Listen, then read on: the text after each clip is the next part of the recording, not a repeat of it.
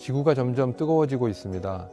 세계은행 자료에 따르면 앞으로 2100년까지 지구 온도가 3.5도씩 더 올라갈 거라고 합니다.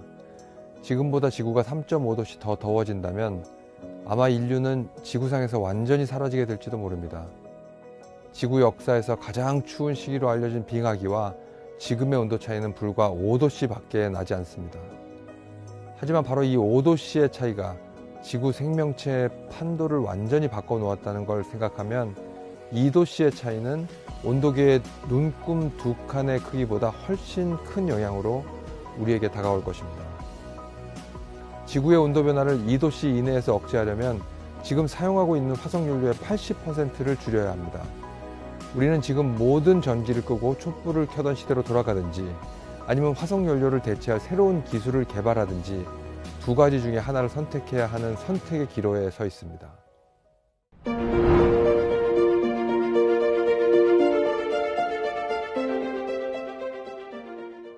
단순히 춥거나 더운 날씨의 문제가 아닙니다.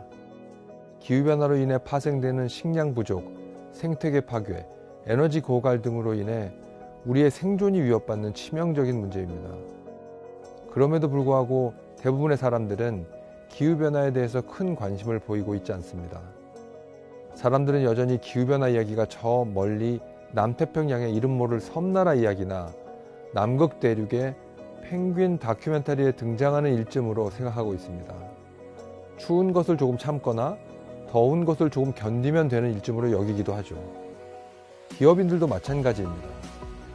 아직까지 기업의 중요한 의사결정 순간에 환경에 대한 목소리보다 단기적인 수익의 목소리가 더 큰 것이 현실입니다. 기업에게 기후변화 문제는 여전히 수익보다는 골치 아픈 비용의 문제니까요. 정치인이나 국가 지도자들도 이 문제로부터 자유로울 수 없습니다. 지구 환경 보호를 위해 1992년 브라질 리우데자네이루에서 UN 환경경제개발회의가 열린 지 25년이 지났지만 지금까지 지구를 살리기 위한 뚜렷한 진전이 이루어지지 못하고 있습니다. 2050년까지 지금 이런 상태로 이산화탄소를 계속 배출한다면 우리 모두가 멸망의 길로 들어설 수밖에 없습니다.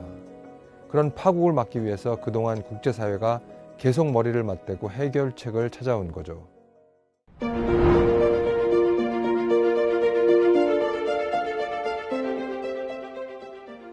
매년 연말 UN 기후변화협약 당사국 총회가 열립니다.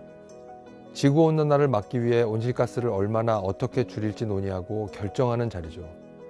1992년 리우회의 이후 23년 동안 열린 기후변화협약 당사국 총회에서 각국의 입장을 대변하는 수많은 주장이 제기되었지만 그것을 단 두 문장으로 압축하면 이렇게 표현할 수 있습니다. 당신들은 앞으로 온실가스 배출량을 얼마나 줄일 것인가? 또 이것으로 피해보는 국가에게 어떻게 보상할 것인가? 첫 번째 질문은 선진국이 개발도상국에게, 두 번째 질문은 개발도상국이 선진국에게 던지는 질문입니다. 선진국은 개발도상국을 향해서 온실가스 배출을 줄이는 데 동참하라고 요구하고 있고, 개발도상국은 지금까지 지구를 오염시키며 경제적 번영을 누렸으면서 왜 이제 와서 우리에게 그 책임을 떠넘기냐고 항변하고 있습니다. 아무리 지구가 위기에 빠져 있다고 해도 스스로를 희생해가면서 온실가스를 자발적으로 줄이겠다고 나설 나라는 없습니다. 그동안 사회 일각에서도 기후변화 문제를 해결하기 위해 사람들의 선한 의지와 자발적 희생을 요구해왔지만 분명한 것은 몇몇 사람의 선한 의지로는 지구를 구하기 어렵다는 사실입니다. 녹색 성장을 국가의 주요 아젠다로 내걸고 기회가 될 때마다 대통령이 직접 나서서 녹색 성장을 미래 성장 동력으로 삼겠다고 의지를 보여주는 국가들도 많지만 나라 안으로 들어가 보면 전력 수급 계획을 세우면서 석탄 발전의 비중을 늘릴 수밖에 없는 것이 엄연한 현실입니다. 중국도 최근 에너지 효율에 엄청 집중하고 있지만 결국 여기에는 원가 절감이라는 경제적 이익이 포함되어 있습니다. 절대적인 양을 줄이겠다는 것이 아니라 성장을 고려해서 효율성을 높이겠다는 것입니다. 우리나라도 마찬가지입니다. 온실가스 배출에 적극적으로 동참하겠다고 나섰지만 다른 한편에서는 석탄 발전소를 운영할 수밖에 없는 현실을 무시할 수 없습니다. 이것은 몇몇 국가의 문제가 아니라 모든 국가들이 안고 있는 딜레마입니다. 아무리 지구의 상태가 위태롭다고 해도 자국의 경제 발전이나 효율을 희생하면서까지 대응하기는 쉽지 않습니다. 눈앞에 있는 싼 에너지를 두고서 멀리서 비싼 에너지를 쓰겠다고 나설 국가나 기업이 있을까요? 만약 그렇게 한다면 지구가 멸망해서 사라지기 전에 경쟁에 밀려서 사라지게 될 수도 있습니다. 과연 그 딜레마에 대한 대안은 없는 걸까요?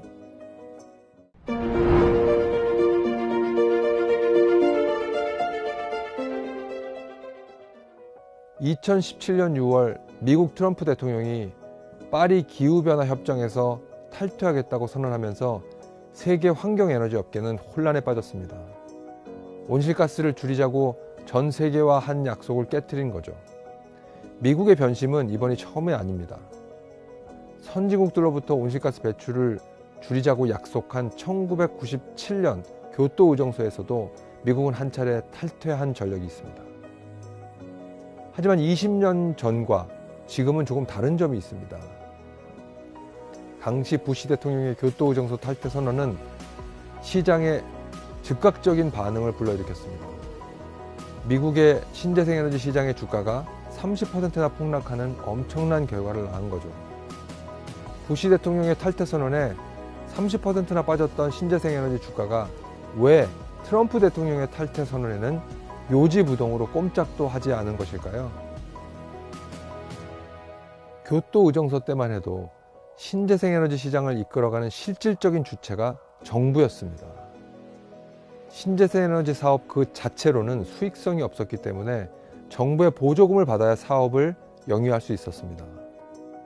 그런 상황에서 정부가 기후협약에 참여하지 않겠다는 것은 곧 그동안 지급하던 보조금을 주지 않겠다는 말과 일맥상통합니다. 당연히 신재생에너지 기업들의 주가가 크게 떨어질 수밖에 없었죠. 하지만 지금은 환경에너지 이슈를 이끌고 있는 주체가 국가뿐만 아니라 기업, 도시, 주정부 등으로 다양해졌습니다. 이미 신재생에너지 정책과 시장은 탈동조화하고 있습니다. 예전만 해도 정부 보조금 없이는 감당하기 어려운 사업이었지만 지금은 반드시 그런 것은 아닙니다. 이미 많은 기업들이 정부의 보조금 없이도 자생적으로 사업을 해나갈 수 있는 기반을 마련해둔 상태입니다. 정부 보조금을 받는다고 해도 과거에 비해서 그 의존도는 크게 떨어진 것입니다. 국제사회의 온실가스 감축에 대한 강력한 의지도 시장 분위기를 유지하는 데 큰 역할을 하고 있습니다. 당시 미국이 교토 의정서에서 발을 뺐을 때만 해도 그것을 막을 수 있는 마땅한 대안이 없었지만 지금은 미국에 직간접적으로 압력을 행사할 수 있는 요인들이 상당히 많아졌습니다. 경제와 외교가 연결된 압력도 가능해졌습니다. 미국과 함께 전 세계 온실가스 배출량의 절반을 차지하고 있는 중국은 기후변화와 관련된 이슈에서 미국과 전혀 다른 입장을 취하고 있습니다. 미국이 기후변화에 대한 불편한 진실 앞에서 고민하고 있는 반면에 중국은 그로 인한 새로운 기회에 주목하고 있습니다. 기후변화와 에너지의 혁명적 전환의 시대, 우리의 입장은 어떠해야 하는지 생각해 볼 필요가 있습니다.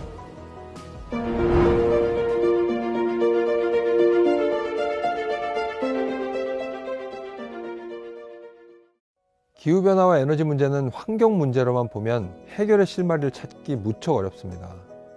오히려 경제 문제로 접근할 때 그 해결책이 보입니다. 전 세계가 새로운 기회를 찾고 수익을 올리기 위해서 투자를 하다 보면 그 과정에서 무수한 기회가 생기고 그것이 바로 환경에너지 문제 해결을 위한 빠른 길이 될 것입니다. 지금 시점에 환경에너지 투자만한 신사업의 기회를 찾기 힘듭니다. 투자를 촉진하기 위해 전 세계에서 매년 수백조 원의 돈을 모아주는 분야를 또 어떤 곳에서 찾을 수 있을까요?